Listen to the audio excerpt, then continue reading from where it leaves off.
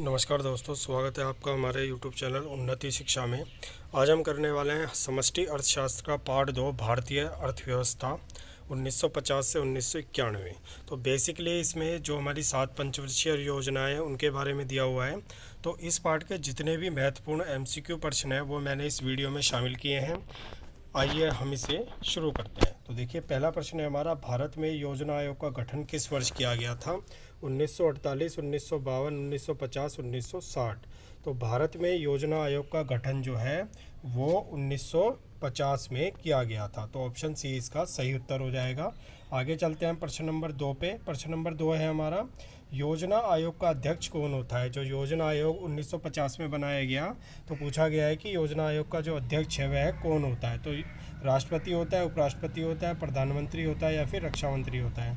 तो जो योजना आयोग है इसका अध्यक्ष कौन होता है? भारत के जो प्रधानमंत्री होते हैं वही इसके अध्यक्ष होते हैं। अगला प्रश्न है आपका, अगला प्रश्न है प्रश्न नंबर 3। प्रश्न नंबर 3 है हमारा, वर्तमान में योजना आयोग को प्रतिस्थापित कर क्या बना दिया गया है? देखिए, योजना आयोग जो है पहले था, वर्तमान में इसको प्रतिस्थापित कर दिया गया है। तो यही क्वेश्चन में पूछा गया है कि प्रतिस्थापित करके इसे क्या बना दिया गया है? योजना मंत्रालय, नीति आयोग, नीति मंत्रालय या फिर इनमें से कोई नहीं। तो देखिए, योजना आयोग को वर्तमान में जो है प्रतिस्थापित कर अब नीति आयोग बना दिया गया है और इसका नाम क्या कर दिया गया है? नीति आयोग। जो योजना आयोग की जगह नीति आयोग ने काम करना शुरू किया था वह 1 जनवरी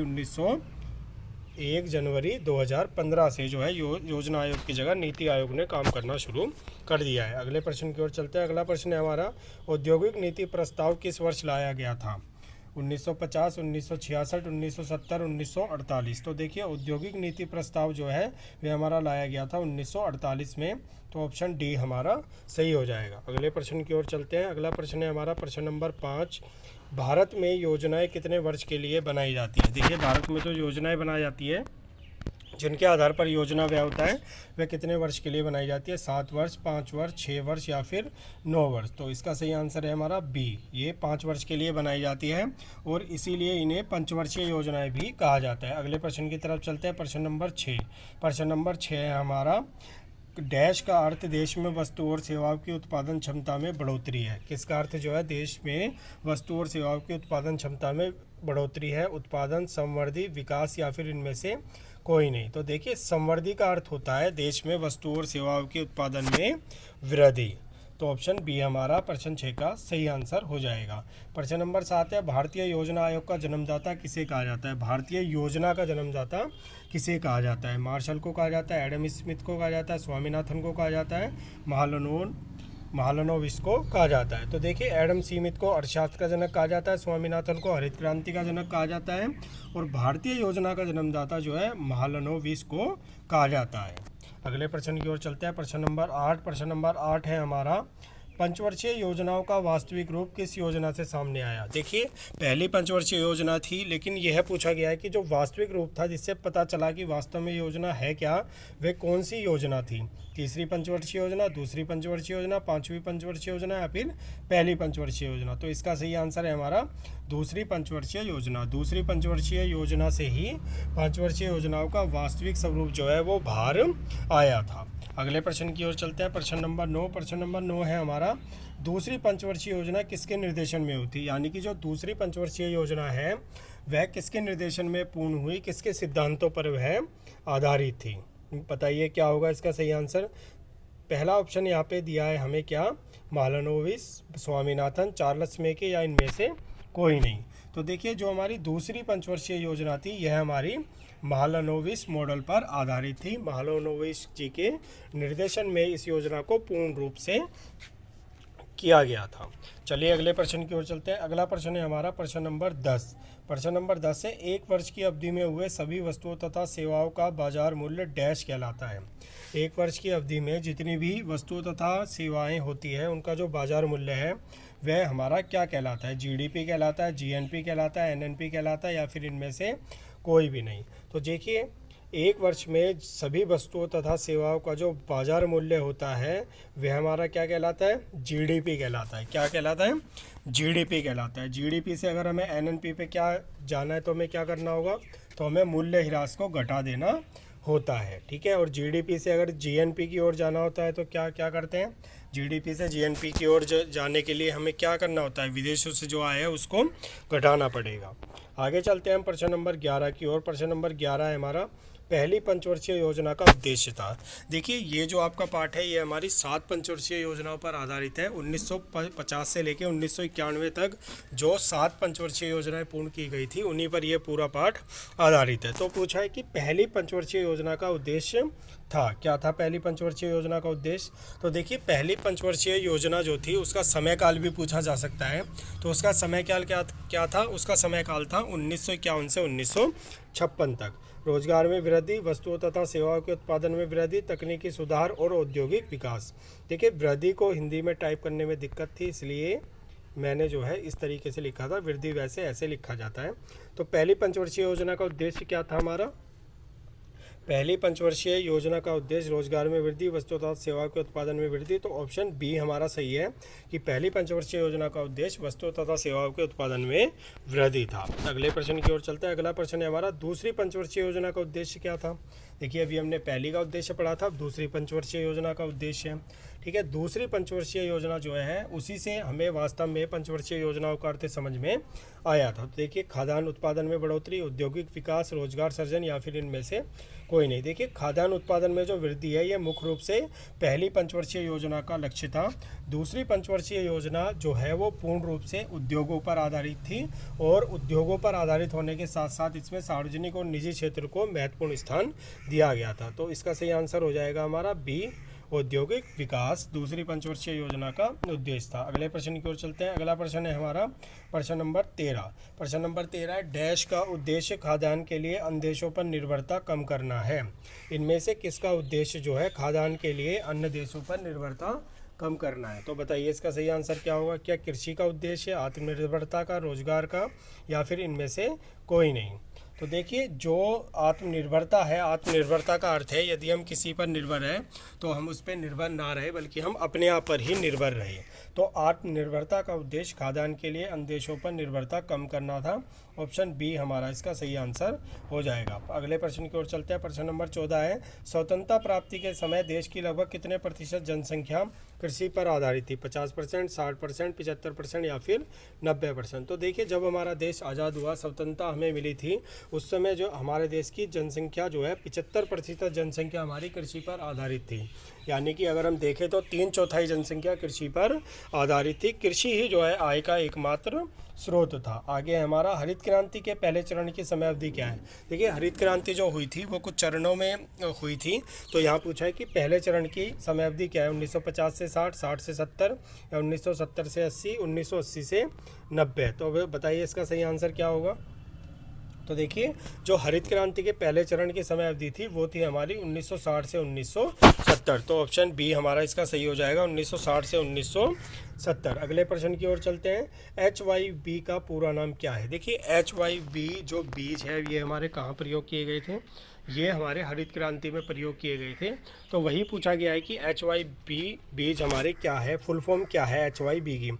high yielding variety seeds, high yielding variety seeds, ठीक है, high yielding various seeds, high yielding variant, इनमें से कोई नहीं। तो देखिए HYB का जो पूरा नाम है वह हमारा होता है हाई यील्डिंग वैरायटी सीड्स, यानी कि ऑप्शन ए हमारा सही होगा। हिंदी में इसको कहा जाता है अधिक उपज देने वाले बीज। अगले प्रश्न की ओर चलते हैं। अगला प्रश्न है हमारा प्रश्न नंबर 17। किसानों द्वारा उत्पादन का बाजार में भेजा गया अंश डैश कहलाता है। देखिए किसान जो उत्पादन करते हैं, उत्पादन करने के बाद में वे उत्पादन का एक हिस्सा अपने उपभोग के लिए रखते हैं तथा जो हिस्सा बच जाता है उसको वे बाजार में बेच देते हैं। तो यहाँ पूछा गया है कि जो बाजार में बेचा गया अंश है वह क्या कहलाता है। विक्रय माल, विक्रय सामग्री, विपणित अधिशेष या फिर इनमें से कोई नहीं।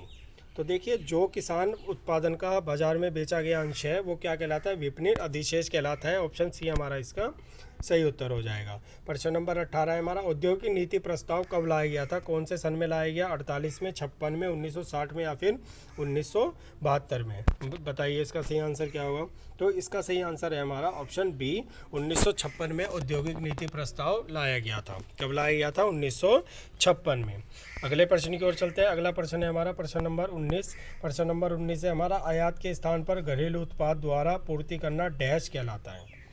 देखिए, इसको आप ऐसे समझिए कि हमारे देश में किसी वस्तु का आयात होता था और हमने क्या किया, हमने जो है उस आयात होने वाली वस्तु का एक एक सब्सिट्यूट ढूंढ लिया हमने, ठीक है, और हम घरेलू उत्पादन द्वारा ही अब उस आयात की पूर्ति करने लग गए। तो इसे क्या कहा जाता है, इसे कहा जाता है आयात प्रतिस्थापन। यानी कि जो वस्तु आयात की जा रही है उसका देश में उत्पादन के द्वारा प्रतिस्थापन कर देना। अगले प्रश्न की ओर चलते हैं। प्रश्न नंबर 20 है हमारा, आयातित वस्तु पर लगाए जाने वाले कर को डैश कहते हैं। कर कहते हैं, आयात कर कहते हैं, प्रशुल्क कहते हैं, या फिर इनमें से कोई नहीं। ज़्यादातर बच्चे कहेंगे जी इसे तो आयात कर कहते हैं, लेकिन इसे आयात कर नहीं कहते। इसे क्या कहते हैं, ऑप्शन सी प्रशुल्क इसको कहा जाता है। प्रश्न नंबर 21 पर चलते हैं। अगला प्रश्न है हमारा, आयात की जाने वाली वस्तु की अधिकतम मात्रा को निश्चित करना कहलाता है। देखिए, आयात जो वस्तुएं हमारी की जाती है तो सरकार क्या करती है कि उसकी अधिकतम मात्रा को निश्चित कर देती है कि ज़्यादा से ज़्यादा कितनी मात्रा में वस्तु का आयात किया जा सकता है, ठीक है। तो उसको क्या कहा जाता है, उसको कहा जाता है कोटा। कोटा निर्धारित कर देना, ऑप्शन सी हमारा इसका सही आंसर है। देखिए, ऐसा किया क्यों जाता है, ऐसा करने का महत्वपूर्ण कारण है कि हमारे देश में जो उत्पादन गतिविधियां चल रही हैं उनको संरक्षण प्रदान करना, ठीक है। क्योंकि यदि बाहर से कोई सस्ती वस्तुएं आयात की जाएगी तो फिर जो घरेलू उत्पादन इकाई है वह हमारी समाप्ति की ओर बढ़ने लगी। प्रश्न नंबर 22 देखिए, घरेलू उद्योगों को संरक्षण प्रदान करने की नीति है प्रशुल्क, कोटा, ए और बी दोनों, इनमें से कोई नहीं। अभी मैंने आपको कोटा के बारे में बताया कि संरक्षण के लिए प्रयोग किया जाता है, लेकिन जो प्रशुल्क लगाए जाते हैं आयातित वस्तु पर वह भी हमारे संरक्षण, घरेलू उद्योगों को संरक्षण प्रदान करने के लिए ही लगाए जाते हैं। तो ए और बी हमारा दोनों सही है, तो ऑप्शन सी हमारा इसका सही उत्तर हो जाएगा। अगले प्रश्न की ओर चलते हैं। अगला प्रश्न है, पंचवर्षीय योजनाओं के प्रमुख लक्ष्य थे आर्थिक संवृद्धि, आधुनिकीकरण, आत्मनिर्भरता या फिर उपरोक्त सभी। तो बताइए क्या उद्देश्य थे हमारी पंचवर्षीय योजनाओं के। तो देखिए, आर्थिक संवृद्धि था, आधुनिकीकरण था, आत्मनिर्भरता था। तो हमारा प्रश्न नंबर 23 का ऑप्शन डी सही हो जाएगा, उपरोक्त सभी। अगले प्रश्न की ओर चलते हैं। अगला प्रश्न है हमारा, नई प्रौद्योगिकी तथा सामाजिक दृष्टिकोण में परिवर्तन लाना डैश कहलाता है। देखिए, नई टेक्नोलॉजी, ठीक है, और एटीट्यूड को चेंज करना, सोशल एटीट्यूड को चेंज करना क्या कहलाता है, रोजगार, विकास, आधुनिकीकरण, इनमें से कोई नहीं। तो इसे हम क्या कहते हैं, इसे हम कहते हैं आधुनिकीकरण। यानी कि हमने जो पुरानी तकनीक थी उसको हटा के हमने नई तकनीक को अपनाया, सामाजिक दृष्टिकोण को हमने परिवर्तित किया। इसको हम ऐसे समझ सकते हैं, देखिए पहले महिलाओं को काम करने नहीं दिया जाता था तो उन्हें रोका जाता था, लेकिन वर्तमान समय में क्या है कि महिलाएं भी पुरुष की तरह हर जगह काम कर रही हैं, चाहे वह फिर किसी भी क्षेत्र में हो। तो इसे क्या कहा जाता है, आधुनिकीकरण कहा जाता है। अगले प्रश्न की तरफ चलते हैं। प्रश्न नंबर 25 है हमारा, खाद्यान्न उत्पादन में वृद्धि से संबंधित है नीली क्रांति, सुनहरी क्रांति, हरित क्रांति या इनमें से कोई नहीं। बताइए इसका सही आंसर क्या होगा। तो देखिए, जो खाद्यान्न उत्पादन में वृद्धि हुई थी वो किससे हुई थी, हमारी हरित क्रांति से हुई थी। किससे हुई थी, हरित क्रांति से हुई थी। हरित क्रांति से हमारी खाद्यान्न के उत्पादन में वृद्धि हुई थी। तो हरित क्रांति का संबंध खाद्यान्न के उत्पादन से। अगला है हमारा, 1956 की औद्योगिक क्रांति ने भारत में उद्योगों को डैश श्रेणियों में विभाजित कर दिया। 1956 की जो औद्योगिक नीति आई थी इसने भारत के जो जितने भी सारे उद्योग थे उनको कुछ श्रेणियों में बांटा था। तो पूछा गया है कितनी श्रेणियों में विभाजित किया था। तो देखिए, 1956 की औद्योगिक नीति ने भारतीय उद्योगों को 3 श्रेणियों में विभाजित कर दिया था। ऑप्शन डी हमारा सही उत्तर हो जाएगा। अगला प्रश्न है, हरित क्रांति के पहले चरण में लाभ प्राप्त करने वाला कौन सा राज्य था। यानी कि जब हरित क्रांति आई थी, हरित क्रांति आने के बाद में ऐसा कौन सा राज्य था जिसने सबसे पहले उसका लाभ प्राप्त किया गया था। तमिलनाडु, उड़ीसा, पंजाब या फिर गुजरात। तो देखिए, हरित क्रांति आने के बाद सबसे पहले लाभ उठाने वाला राज्य था हमारा तमिलनाडु। ऑप्शन ए हमारा सही हो जाएगा। अगला प्रश्न है हमारा, भारत में हरित क्रांति की शुरुआत हुई थी, कब हुई थी भारत में हरित क्रांति की शुरुआत। 1967, 68, 68, 69, 69, 70 या फिर 70, 71। बताइए इसका सही आंसर क्या होगा हमारा। तो देखिए, भारत में जो हरित क्रांति की शुरुआत थी वह हमारी कब हुई थी, 1967, 68 में हुई थी, ठीक है। और भारत में जो हरित क्रांति का जनक है वह किसे कहा जाता है। भारत में हरित क्रांति का जनक जो है एम एस स्वामीनाथन को कहा जाता है, ठीक है, एम एस स्वामीनाथन को कहा जाता है। और यदि प्रश्न ये पूछ लिया जाए कि हरित क्रांति जो है किन फसलों के उत्पादन में सबसे ज़्यादा सफल रही थी, हरित क्रांति जो 1967 में आई, 1967-68 में आई, वह किसके उत्पादन में सबसे ज़्यादा सफल रही थी। तो वह गेहूं और चावल के उत्पादन में सबसे ज़्यादा हमारी क्या रही थी, सफल रही थी। तो देखिए, हमने इस पार्ट 2 ठीक है। भारतीय आर्थिक विकास 1950 से 1991 के कुल 28% की है, और ये 28% में इस पाठ के लगभग सभी MCQ प्रश्न को पूरा कर दिया गया है। यदि आपको हमारी वीडियो अच्छी लगी हो तो वीडियो को लाइक कीजिए और हमारे चैनल उन्नति शिक्षा को सब्सक्राइब कीजिए, और आगे आने वाली वीडियो जो अगले पाठ है उनके भी MCQ के वीडियोज़ मैं बनाऊँगा, तो वह देखने के लिए हमारे चैनल को सब्सक्राइब कीजिए और बेल आइकन को प्रेस कीजिए।